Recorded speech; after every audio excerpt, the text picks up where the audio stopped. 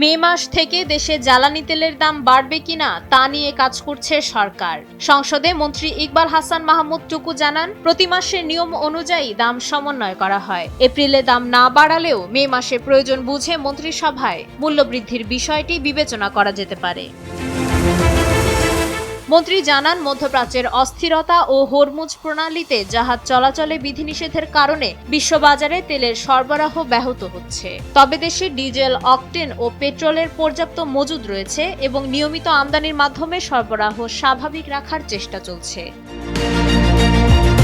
দক্ষিণ এশিয়ার অন্যান্য দেশ দাম বাড়ালেও সরকার এপ্রিলে দাম অপরিবর্তিত রেখেছে।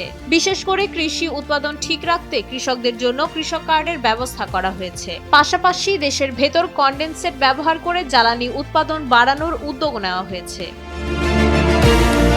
তেলের অবৈধ মজুদ ঠেকাতে দেশজুড়ে কঠোর অভিযান চলছে। গত এক মাসে ৩৪২টি অভিযানে কয়েক হাজার মামলা ও বিপুল পরিমাণ অর্থদণ্ড করা হয়েছে।